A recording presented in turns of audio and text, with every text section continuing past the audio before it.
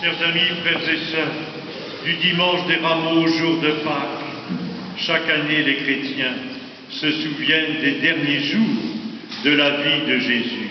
7 jours pour suivre Jésus pas à pas, 7 jours pour chanter l'amour qui a poussé le Seigneur à tout donner, 7 jours précieux car il s'agit d'événements importants pour la vie de notre humanité.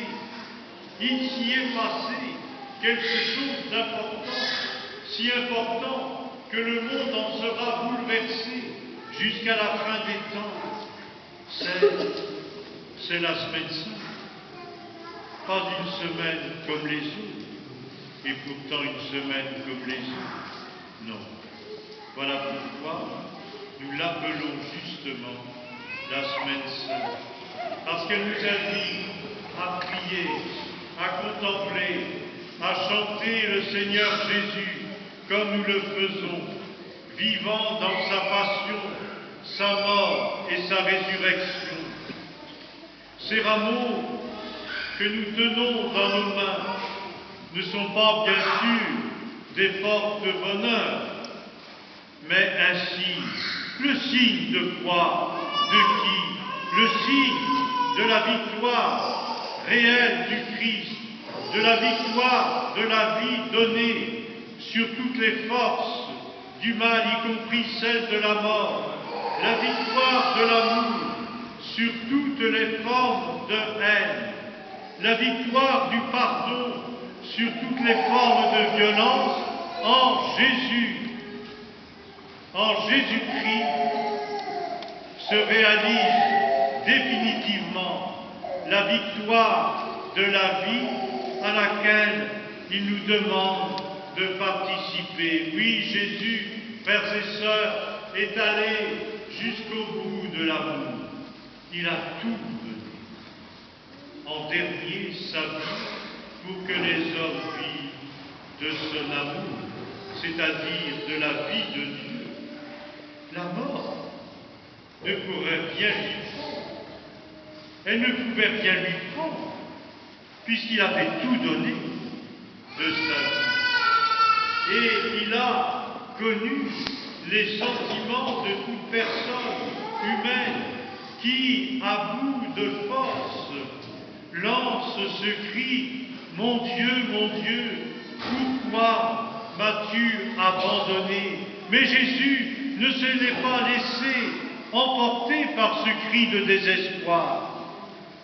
Dans un acte de foi, de très grande confiance en son Père, comme d'ailleurs, tout au long de sa vie terrestre, il dit « Père, je remets mon esprit entre tes mains. » Jésus a vécu divinement son humanité et il a vécu humainement sa divinité. Oui, frères et sœurs, Jésus n'est plus sur la croix du Golgotha, mais 2000 ans après, et chaque jour. Il est chez celles et ceux qui sont injustement trahis, abandonnés, chez ceux qui sont arrêtés, torturés, mis à mort, pour des causes de justice, de paix qu'ils défendent, pour leur foi en Jésus-Christ, qui, au-delà des peurs et des menaces, osent dire cependant que toute personne doit être respectée dans sa dignité d'homme, de femme, d'être humain, et que leur maître a imité, nous rappelle-t-il, leur maître à imiter, c'est Jésus-Christ, ce pourquoi nous sommes là en cette heure. Jésus du Golgotha est dans les traits des populations jetées sur les chemins de l'exode, de l'exil. C'est au pays de Jésus, là où il a proclamé les béatitudes. C'est aux portes de l'Europe, en Afrique, en Asie. Jésus du Golgotha est chez celles et ceux qui meurent de faim, faute scandaleuse, honteuse, en raison du refus du partage fraternel à l'échelon planétaire. Il est Jésus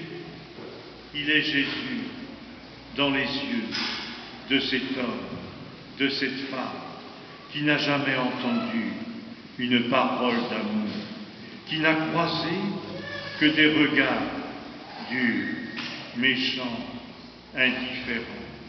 Ô Seigneur, tu pleures sur toutes ces croix et bien d'autres, sur tous les drames actuels et récents depuis quelques heures dans notre humanité. Ne nous laisse pas passer, Seigneur, sans te voir.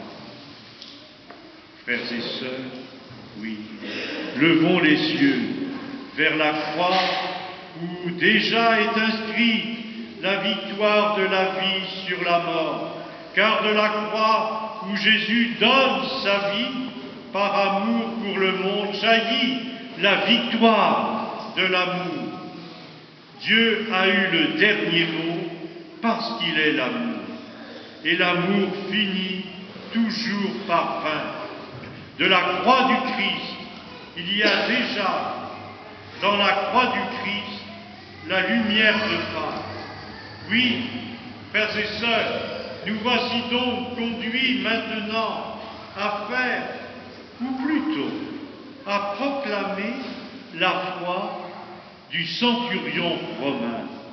Vraiment, mais vraiment, c'était le Fils de Dieu. Nous-mêmes, au pied de la croix, professons la foi de l'Église, professons la foi de notre baptême.